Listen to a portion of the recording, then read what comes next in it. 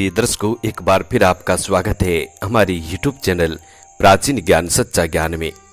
दर्शकों, आज फिर नया वीडियो नई जानकारी लेकर हम हाजिर हुए हैं। दर्शकों, आज की कहानी बड़ी मोटिवेशनल है और बड़ी प्रेरणादायक है। प्रिय दर्शकों, आज की कहानी जो हम आपको सुनाने जा रहे हैं, ये कहानी आपको आपके जीवन में ढेर सारी प्रेरणाएं देने वाली है। प्रिय दर्शकों, आज की कहानी लाखन मृग की कहानी है। दर्शकों, ये कहानी बड़ी रोमांचक है और इस कहानी के अंत में मृग ऐसी 3 बातें बताता है। मृग कहता है कि जो मनुष्य इन 3 बातों पर अमल करता है, उसके जीवन में कभी भी कोई दुख नहीं आ सकता। उस व्यक्ति का जीवन बड़ा सुखमयी हो जाएगा जो व्यक्ति इन 3 बातों पर अमल करता है। और साथ ही मृग ये कहता है कि हर पिता को अपनी औलाद को इस कहानी को जरूर सुनाना चाहिए और इन 3 बातों को अपनी औलाद को जरूर सिखा देना। प्रिय दर्शकों, कहानियां तो आपने बहुत सी सुनी होंगी, लेकिन आज जो मृग की कहानी हम आपको सुनाने जा रहे हैं, ये कहानी आपके जीवन को बदल के रख देगी और आपकी संतान के, आपकी औलाद के जीवन को भी बदल के रख देगी।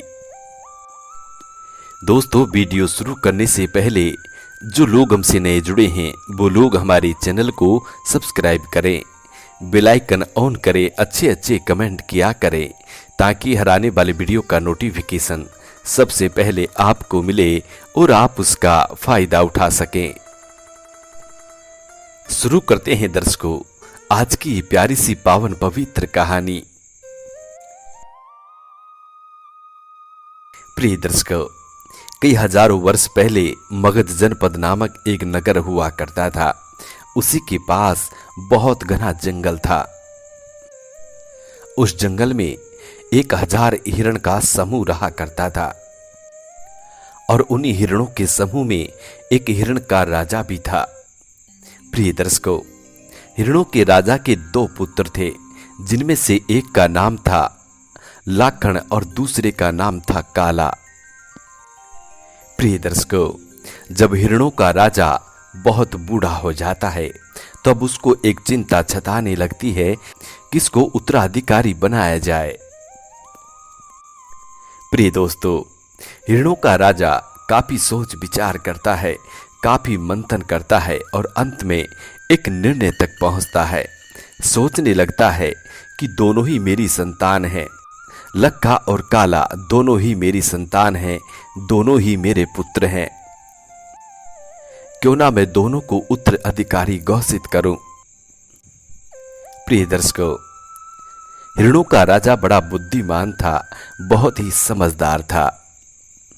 वो राजा कभी किसी से छल कपट या बेईमानी नहीं किया करता था।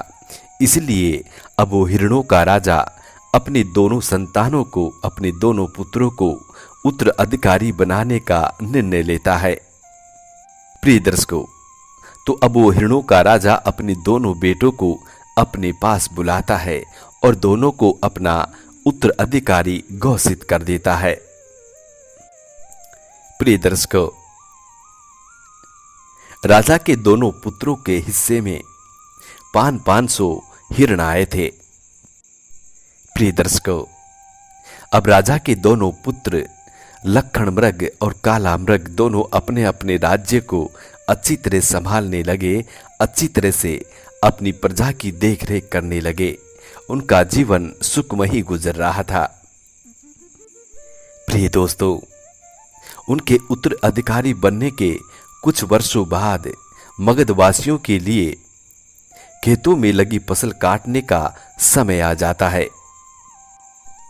इसलिए अब मगध के किसानों ने फसल को जंगली जानवरों से बचाने के लिए खेत के पास कई तरह तरह के उपकरण लगा दिए। साथ ही खेत के चारों तरफ खाइयां खुदवाने, साथ ही खेतों के चारों तरफ खाइयों का निर्माण करवाने लगे। प्रिय दर्शकों, खेतों के चारों तरफ मगध के किसान तारबंदी करने लगे, गहरी गहरी खाई खुदवाने लगे ताकि कोई भी जीव जंतु, कोई भी जानवर खेतों को नुकसान ना पहुंचाए। फसल को नुकसान ना पहुंचा सके। और किसानों ने बहुत से ऐसे शिकारियों को अपने गांव में न्योता देकर बुला लिया कि उस जमाने में फसल को नष्ट करने वाले जानवर बहुत अधिकांश हुआ करते थे, क्योंकि चारों तरफ जंगल हुआ करता था। इसी वजह से बहुत से जानवर ऐसे हुआ करते थे जो फसलों को नष्ट कर देते थे। इसलिए मगधवासियों ने बहुत सारे ऐसे शिकारियों को वहां बुला लेते हैं।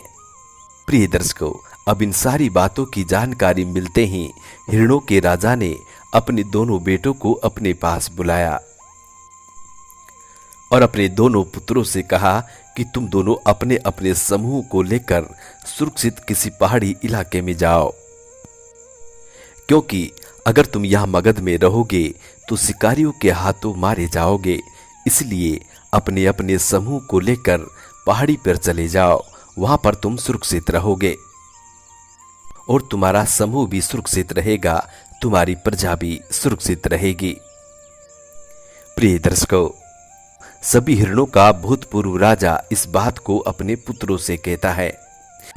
प्रिय दर्शकों, अब अपने पिता की बात सुनते ही काला मृग तुरंत अपने समूह के साथ पहाड़ी की ओर निकल जाता है। काला मृग ने जरा भी नहीं सोचा कि दिन के उजाले में लोग उनका शिकार भी कर सकते हैं।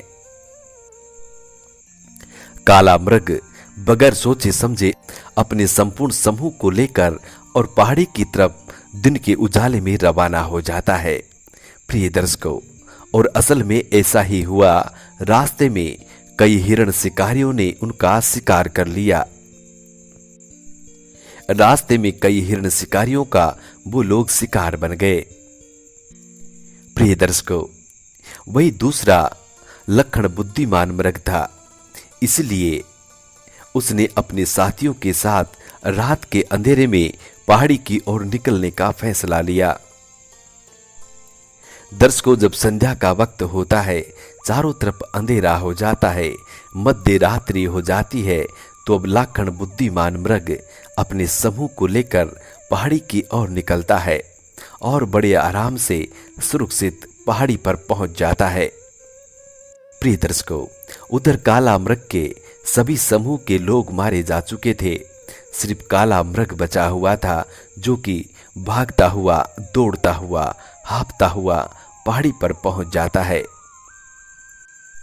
प्रिय दर्शकों, जब कुछ महीने बाद फसल कट गई, तब लखन और काला वापस जंगल को लौट आए। प्रिय दर्शकों, लखन मृग अपने समूह के साथ लौटा, वहीं दूसरा काला मृग सिर्फ और सिर्फ अकेला लौटता है। उसके साथ उसकी कोई समूह नहीं था, कोई साथी नहीं था। जब दोनों वापस लौटे तो उनके पिता ने देखा कि लखन मृग के समूह के साथ पूरे मृग हैं, पूरे साथी हैं, पूरा समूह है, और काला मृग के साथ कोई भी नहीं है। काला मृग सिर्फ और सिर्फ अकेला वहां पर पहुंचता है। प्रिय दर्शकों, इस दृश्य को देखकर हिरणों का भूतपूर्व राजा बड़ा क्रोधित होता है और अपने छोटे बेटे काला मृग को खरी खोटी सुनाता है, बड़ी भूली कहता है। कहने लगता है कि तुम राजा बनने के लायक नहीं हो। तुमने एक ही झटके में, एक ही बार में अपना संपूर्ण समूह खो दिया है, अपना राजपाट खो दिया है। प्रिय दर्शकों, वही दूसरी ओर हिरणों का भूतपूर्व राजा अपने बड़े बेटे लखन मृग की बुद्धिमत्ता की बहुत प्रशंसा करता है और अपने बड़े बेटे लखन मृग को शाबाशी देता है। कहता है कि पुत्र, तुम बहुत चतुर हो, बहुत बुद्धिमान हो, बहुत ही बलशाली हो, तुम इस राज्य को चलाने के काबिल हो, इसलिए आज से संपूर्ण राज्य तुम्हारा हुआ। प्रिय दर्शकों, इसी के साथ राजा और राजा की संपूर्ण प्रजा लखन मृग की बुद्धिमत्ता की प्रशंसा करते हैं, जय जयकार करते हैं। प्रिय दर्शकों, अंत में हिरणों का भूतपूर्व राजा ऐसी दो बातें बताता है। कहता है, सबसे पहली बात कि कोई भी काम करने से पहले कई बार सोचना चाहिए, तभी उसको करना चाहिए, वरना इसमें हमेशा असफलता मिलती है। बगैर सोचे समझे उठाया गया कदम हमेशा पतन की ओर ले जाता है। इसलिए कोई भी कार्य करने से पहले अपनी बुद्धि का जरूर इस्तेमाल करना चाहिए। क्या अच्छा है क्या बुरा है इसके बारे में जरूर सोचना चाहिए। दूसरी बात, प्रिय दर्शकों, हिरणों का भूतपूर्व राजा अब दूसरी बात कहता है कि कभी भी किसी भी जीव को, किसी भी मनुष्य को सिर्फ और सिर्फ अच्छा ही नहीं सोचना चाहिए, अच्छे के साथ बुरा भी जरूर सोचना चाहिए। क्योंकि जब अच्छा होता है तो उसके तुरंत बाद बुरा होना बिल्कुल स्वाभाविक होता है। जो लोग अक्सर अच्छे अच्छे के बारे में सोचते रहते हैं, प्रिय दर्शकों, वो लोग भी पतन की ओर चले जाते हैं। इसलिए अच्छा सोचने से पहले बुरा जरूर सोचना चाहिए। जो लोग अच्छा और बुरा दोनों को सोचकर कदम बढ़ाते हैं, वो लोग अपनी मंजिल तक पहुंच जाते हैं। उन लोगों को सफलता निश्चय ही मिल जाती है। प्रिय दर्शकों, ऐसी दो महत्वपूर्ण बातें मृगों का भूतपूर्व राजा सभी मनुष्य, सभी जीव जंतु को बताता है और उसके बाद अपने प्राणों को त्याग देता है। प्रिय दर्शकों, उसके बाद लाखन मृग अपनी प्रजा की अच्छे से देखभाल करता है और अपने पिता की बताई हुई इन दो बातों को हमेशा याद रखता है। दर्शकों, आज की कहानी यहाँ समाप्त होती है।